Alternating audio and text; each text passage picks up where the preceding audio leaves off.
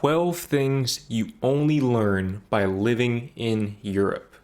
I lived in Europe, the Netherlands to be specific, for 14 consecutive months, and in that time I learned quite a bit about the world and about myself.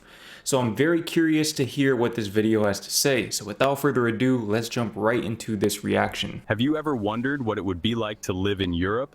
For many Americans who decided to take the leap, the experience has been a real eye-opener. From the food to public transport and from safety to the pace of life, the differences compared to the United States are truly surprising. Some differences are subtle, others less so, but they all leave their mark, don't you think? In today's video, we'll show you 12 things Americans usually notice when they move to Europe. I love that he used the word surprising there a few seconds back, because I think surprising is a great term to encapsulate the feeling of having that culture shock of going to Europe for the first time, let alone actually living there. Because most Americans, we're not raised hearing much about the trips that people have taken to Europe and all of these different escapades and cultural nuances, things of that nature. Most Americans don't even have a passport. So when you go there and visit it for the first time and you experience how your emotional state changes, again, surprising is a fairly accurate term to describe that. Ready, because some of these will make you want to pack your bags right away, while others might make you rethink the American way of life. Stay with us until the end, and tell us in the comments which of these realities surprised you the most. Well, first of all, safety feels different here. Many Americans who move to Europe immediately notice a difference in how safe they feel on the streets. In many US cities, violence and crime are a constant worry. The thought of walking alone at night or letting kids play outside unsupervised is scary for many. You know what? That's something that I've noticed in the US as of late. When I was in the US earlier this year, I went back for 3 months before coming here to Thailand. I noticed that there weren't a whole lot of children out and about playing. And that really confused me because growing up, we were outside. And mind you, I grew up in a safe area, but even in unsafe areas, I feel like it's pretty customary to see children out and about. So I don't know if that's because of smartphones or what that's all about. But then in the Netherlands, I feel like, well, for starters, they have smartphones, but also I saw children on their phones. It's just that they would be doing it together outside. So they might be making TikToks and doing the little dances and all of that stuff. But at the end of the day, they're still hanging out with their friends. And I think a big part of the reason why that's the case is because of the transportation infrastructure, which I'm sure he'll cover in this video. However, in many parts of Europe, this worry is much smaller. The rate of violent crime is much lower, as is the risk of getting into trouble. In Europe, mass shootings are practically unheard of, which really strikes Americans. It's normal to see kids and teenagers going about their day in the city without needing an army of adults nearby. Many cities are designed for pedestrians, which makes life easier for those who walk, without that sense of danger you feel in many American cities. You know what? That's something that I feel like people don't talk about enough. When we talk about danger, people always want to talk about the mass shootings, the gun violence, and the more extreme forms of danger, which rightfully so, that is justified because America literally has a new mass shooting every day. But the most dangerous weapon in the US is actually the car. Believe it or not. A lot of premature deaths happen because of vehicular accidents to be specific. And Europe, at least the European places that I've been to, really does a great job of curbing that issue by not providing a whole lot of opportunities for these vehicular accidents to happen in the first place. Because if you have a road that cars are simply not allowed on, if it's a pedestrian street, and you have actual barriers to prevent people from driving into that street, then you basically make it impossible for any kind of vehicular accident to occur, especially regarding pedestrians. But hold on. This doesn't mean that Europe is 100% safe, right? After all, crime exists everywhere. There are always petty criminals trying to scam tourists, thefts in crowded places. The difference is that, in general, people don't feel that constant fear they feel in the United States.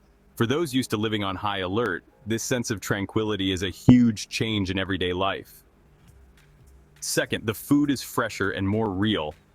One of the things that strikes Americans the most in Europe is the taste and quality of the food. From the first bite of a freshly baked baguette in France to the quality of the products in the local markets of Spain or Italy, the difference is obvious. I personally noticed it with the strawberries. When I got to the Netherlands, the strawberries were a lot smaller because they're not GMO, so they're not this big, but they taste a lot better, and the texture was absolutely elite, especially the strawberries from Albert Heijn. If you know, you know. They are kind of expensive, the strawberries that is, but I feel like strawberries are expensive pretty much everywhere you go, including the US.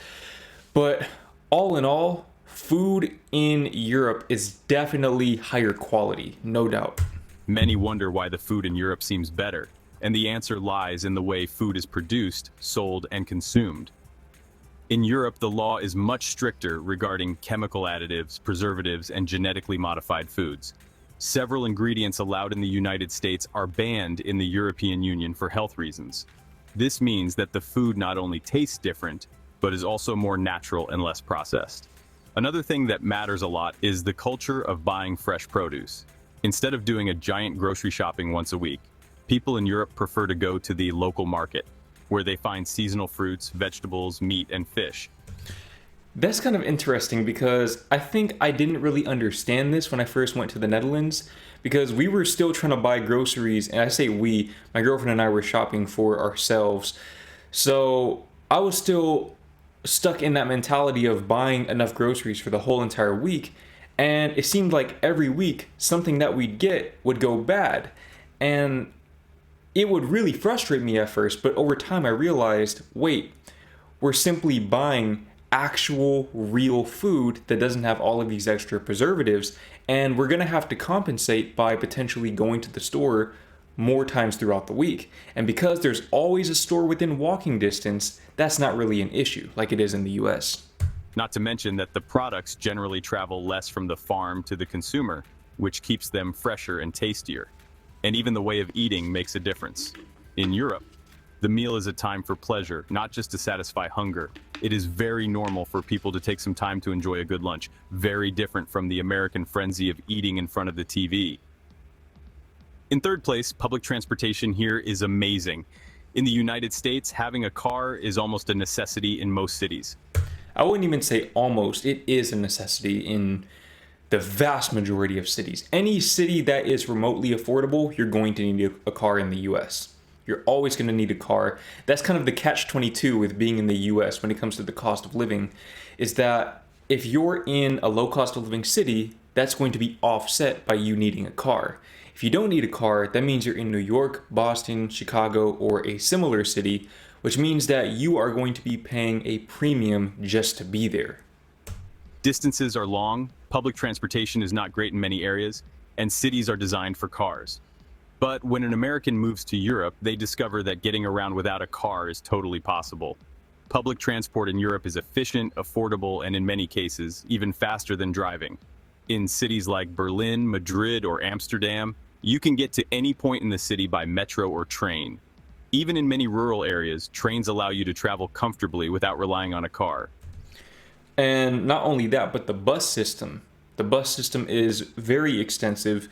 To give you a reference point, in our last month in the Netherlands, we stayed in this town called Fassen. Basically, it's a town of around 12,000 people. Now, in the US, in a town of 12,000 people, you'd be hard-pressed to find sidewalks in a lot of towns of that size, let alone bus routes. But they had bus routes. They had, I want to say, multiple bus stops throughout that city, but even just one was plenty enough to get you where you need to go without a car. You ride your bike to the bus stop, you park your bike there, you get on the bus, it'll take you to the bigger city. From there you can take the metro and go wherever you want. You literally don't need a car out there. One of the biggest advantages is the ability to easily travel between countries. In the United States, you can drive for 6 hours and maybe get to the next state without major cultural differences. In Europe, on the other hand, in 6 hours you can cross several borders and arrive in a country with a different language, a different cuisine, and a different history. And I think that kind of plays into what I was saying earlier as well about Americans just not having much exposure to other cultures. It's because America is so big and so isolated that especially if you're from Middle America, one of the flyover states, as Americans like to call them. I mean, you're not going to see a different country. The vast majority of people from those states will never ever see a different country. Most of them won't encounter other languages in their day-to-day lives. So it's no coincidence that a lot of people from those areas tend to be very close-minded, to say the least. This ease of traveling between countries on high-speed trains like the Eurostar or TGV is something that constantly amazes Americans in Europe. Add to that the environmental issue. Many Europeans choose public transport or cycling instead of cars, which reduces pollution and traffic jams. In cities like Copenhagen or Amsterdam, the bicycle is the main means of transportation. More bikes than people in the Netherlands, fun fact. Something unthinkable in most American cities. In fourth place, life isn't just about work, right? In the United States, work culture is like the roots of an ancient tree, deeply ingrained. Being productive and always available is like a chant. Those who take a break even feel guilty. In Europe, however, the story is different. Balancing work and personal life is the law. Europeans know how to separate the wheat from the chaff, work from private life.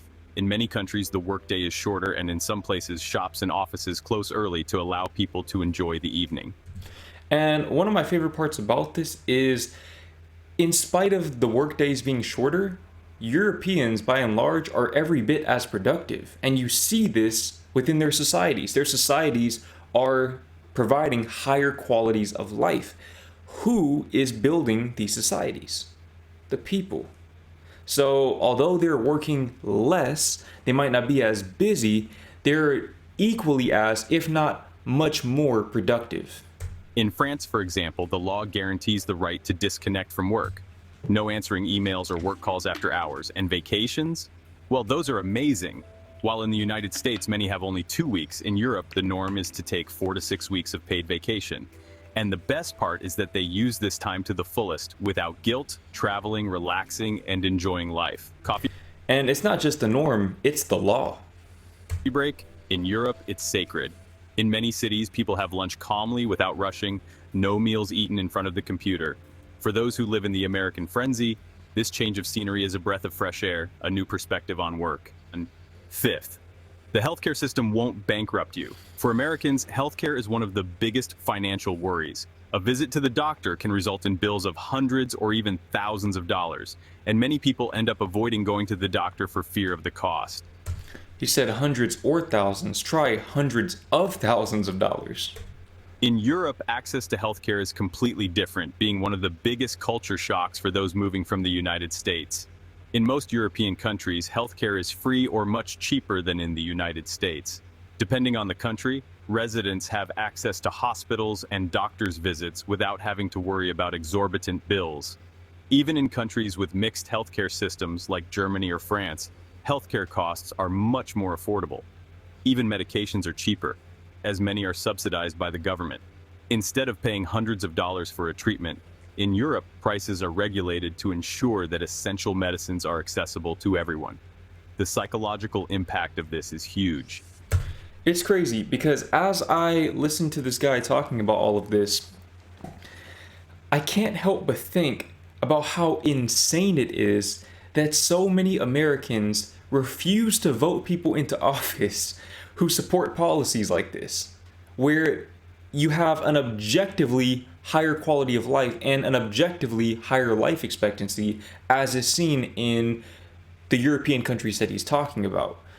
So the fact that Americans can't even rally around an issue as objectively meaningful as this one, that affects a lot of them, by the way, it kind of makes my faith waver. I'm not gonna lie. Americans living in Europe discover that they can go to the doctor without financial stress, and this completely changes their relationship with health. In sixth place, the pace of life is more relaxed. One of the first things Americans notice in Europe is the pace of life, much more relaxed. In the United States, productivity and efficiency are like mantras. The result? Packed schedules, the constant feeling of racing against time with no time for anything. However, I have a theory behind this. I think I might have talked about this in another video. I think it's actually the human-oriented infrastructure that contributes to this slower pace of life. Of course, you have the working laws and things of that nature, but just from an anecdotal standpoint, the difference in ambiance between American cities and European cities, Dutch cities in particular, people don't move as fast as cars do. So when you're surrounded by cars, even if you're in a relatively slower paced city with a lower population, you're going to feel like the city is fast paced because everything around you is moving very fast. And that creates a heightened sense of, I don't want to say adrenaline, but awareness at the very least. Whereas in Europe, you're surrounded by people more often than not. And even if a person bumps into you, you'll more than likely be okay. Whereas if a car bumps into you, again, hundreds of thousands of dollars for medical bills. In Europe, time seems to have a different rhythm, and the difference becomes clear at meal times. While in the United States, it's normal to eat quickly in the office, in the car, or even standing up, in Europe, eating is a time for a break and enjoyment. Imagine France, Spain, Italy, lunches of an hour or more with no rush to get back to work. It's the reality. And speaking of breaks, Sunday in Europe is sacred. No shopping malls and supermarkets open like in the United States. That is not true. That part is not true. Maybe depending on what country he's talking about. I've heard in Germany that can sometimes be the case that grocery stores are closed on Sundays, but in the Netherlands, they are definitely open on Sundays. Sunday is the day when shops close to allow people to enjoy the day with family and friends. This tradition of Sunday rest is part of European culture and contributes to a better work-life balance, but be careful. This more relaxed pace doesn't mean that Europeans are less productive. In fact, countries with shorter working hours, such as Germany and the Netherlands, have high levels of efficiency and quality of life. High levels of efficiency despite having shorter working hours. Just like I was saying earlier, they may not be as busy, but they are equally as, if not more, productive. The 80-20 rule, the Pareto principle, whatever you want to call it, it's real. It is very real, and I am a living example of this. I work 2 days a week. 2 days per week, and that is all I need to be plenty productive. Difference is in the mentality. Life doesn't just revolve around work. Work is just a part of life, not the other way around. It's a nice change for many Americans who end up rethinking their priorities. Number 7, multilingualism is the norm. For many Americans, living in Europe is a real eye-opener. Most Europeans speak at least 2 languages, and in many cases, 3 or 4. In the United States, where English is dominant and few people are fluent in another language, this can be a real culture shock. From a young age, Europeans grow up in a multilingual environment. In countries like Switzerland, Belgium, or the Netherlands, it's common for people to speak English, French, German, and even regional dialects. In Nordic countries, English classes are mandatory from a young age. So, again, this is just my personal experience from what I observed. In the Netherlands, it's usually just Dutch and English, but they are really good at English. In fact, I want to say the Netherlands is actually ranked as the #1 non-native English-speaking country for English proficiency. Correct me if I'm wrong on that, but I'm pretty sure I've heard that before, and my experience definitely supports that claim. Which means that a large part of the population is bilingual or trilingual. This influences the way Europeans see the world. Speaking multiple languages allows access to information from different cultures, to read news from different points of view, and to communicate with a much larger number of people. Americans living in Europe often feel the need to learn the local language to better integrate, which helps them develop a new appreciation for linguistic diversity. Multilingualism is also very useful when traveling. In Europe, it's normal to travel from one country to another, and speaking multiple languages makes communication easier. In contrast, Americans have less contact with other languages in their daily lives, which makes this difference even more apparent when they move to another country. 8th, the sense of community is stronger. In many parts of Europe, daily life revolves around the community. From local markets to squares in the heart of the city, the urban structure encourages social interaction. That's very true. One thing that I noticed in particular was that children seemed, and I guess this kind of answers my question earlier about why European children tend to kind of congregate in these public areas more than American children do. I feel like in the US, children kind of hang out at their own homes or at their friends' houses or in the backyards. They don't really go to parks anymore. And again, I'm just speaking from my own experience of not only having been in the area I grew up in, but also traveling across the US during those 3 months I was there. I didn't really see a whole lot of children at parks. Whereas in Europe, it seems like those public spaces are heavily prioritized, and you see a lot more parks as a result. Just as an example, the neighborhood that my girlfriend's family lives in had at least 3 or 4 parks within walking distance, within a 5 to 10 minute walk. 3 to 4 parks. In the US, you might have one park within that same distance, maybe. For Americans accustomed to a more individualistic and car-dependent lifestyle, this difference can be a surprise. In the United States, many cities are designed with vast suburbs where houses are far apart and people travel mainly by car. This can lead to a greater reliance on planned gatherings for a social life. In Europe, on the other hand, people walk more, use public transport, and meet friends or neighbors in cafes, squares, or parks without having to set a specific time. It is also common to have stronger ties with neighbors. In many European cities, people know who lives on their street or building, and it's normal to greet neighbors with a good morning or good evening. Something else that I remember that blew my mind when I first got there was whenever they're delivering your package, if you're not home, they won't just leave it in front of your door. They'll actually bring it to your neighbor's house. That blew my mind because from an American standpoint, maybe I just have trust issues or something, I don't know, but I feel like most Americans would be really sketched out by that because they would think that, oh, well, what if I don't know my neighbor very well? What if my neighbor tries to steal my package and claim that the delivery man never actually brought it? Something to that effect. It seemed like Europeans were a lot more trusting of their neighbors. In smaller towns and in the countryside, this closeness is even stronger, with local markets where everyone knows each other and festivals that bring the community together. For Americans who tend to have a more private lifestyle, this sense of community can be a unique experience. Living in a place where social connections are more natural and frequent can make everyday life more connected and fulfilling.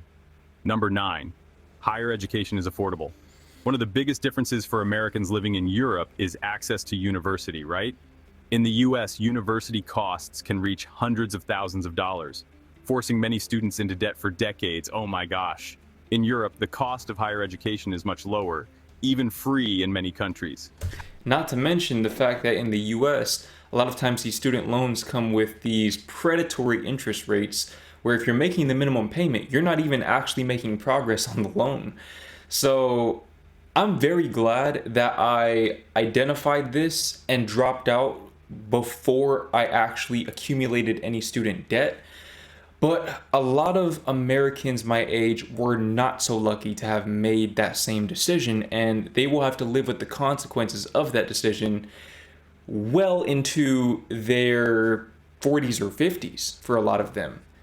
And the idea of that, the fact that I was this close to being in that same position, sends chills up my spine. And not only is the higher education cheaper in Europe, it's actually better as well.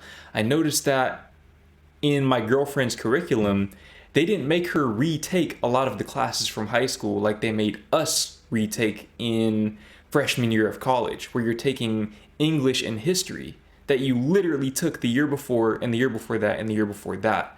They kind of just put you straight into the curriculum that corresponds with your major, which makes a lot more sense because for those same 4 years, you're getting much more bang for your buck. How amazing is that? In Germany, Norway, or Sweden, public universities don't charge tuition fees, not even for international students.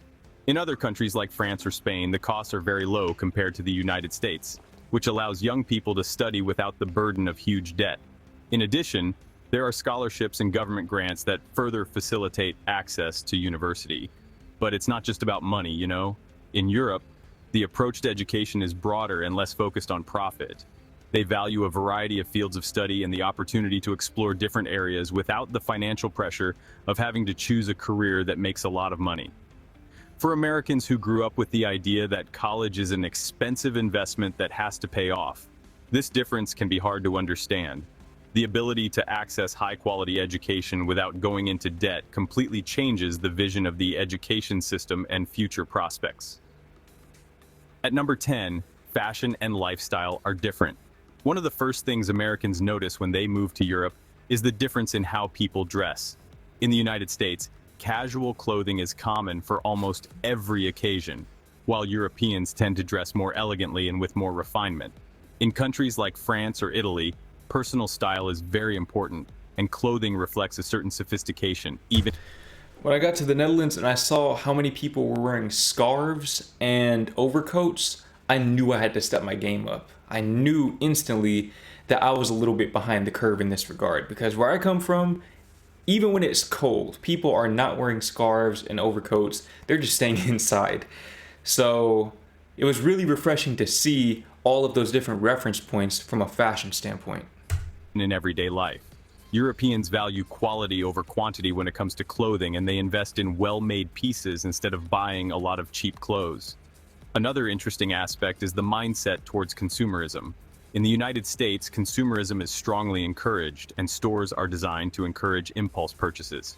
Consumerism exists in Europe too, but the trend is to value sustainability and timeless design instead of following every fleeting trend. Additionally, fast fashion is less widespread in Europe than in the United States, and many European brands prefer sustainability and quality over mass production. For Americans living in Europe, this way of consuming can be a nice change, one that teaches them to value quality and design in their clothes and in other aspects of their lives. The past. And you know what? On the topic of fashion, one particular thing that I noticed about European fashion versus American fashion is that in Europe, people tend to opt for more plain clothing. And when I say plain clothing, for example, I'm wearing this plain black t-shirt. In the US, I feel like people tend to opt for graphic tees and more, how do I put this, out there type of clothing. And a lot of times it's for the sake of seeking attention. Whereas in Europe, it's not necessarily that people want to blend in, but they're not necessarily looking to stand out.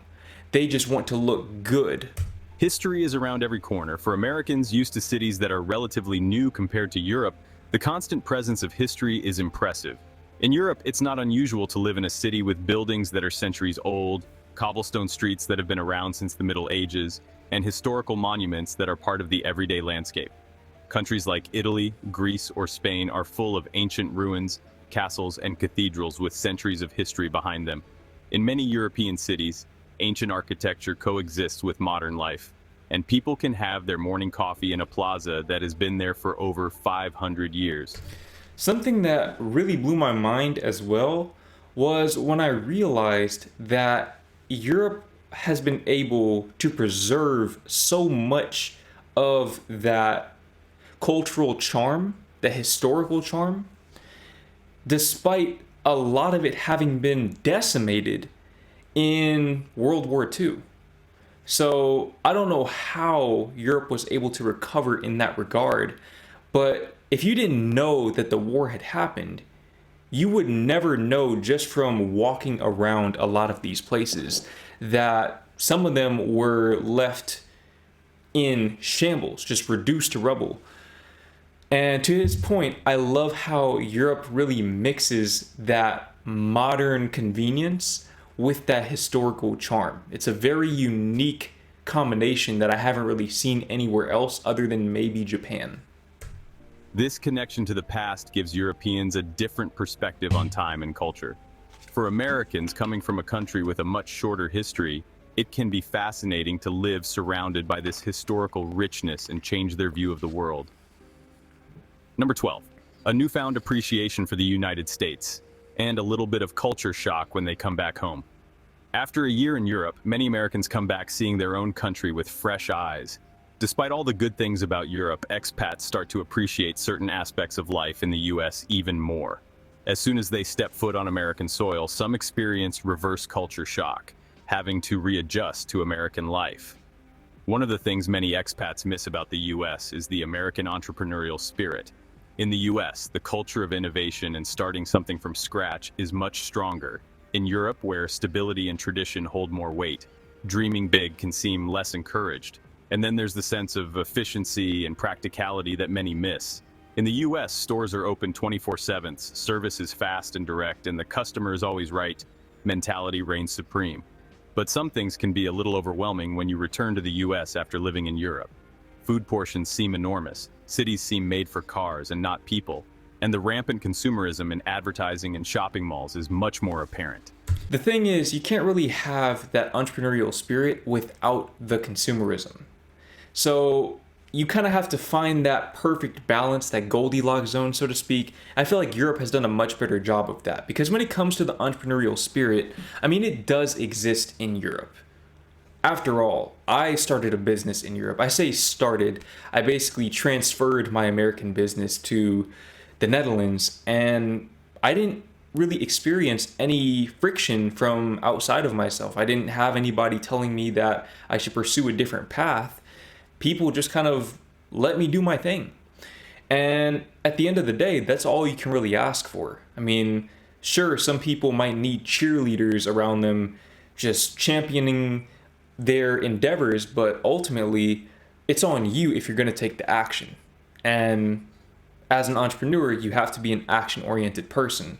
So I don't really agree that America is more entrepreneurial. I know that might be a little bit controversial of me to say, but I'm just speaking from my own experience that anecdotally, I didn't have any more trouble running a business in Europe than I did in the US. In fact, I actually found it easier because the taxes and everything in that realm, all of the back end stuff, was a lot more straightforward.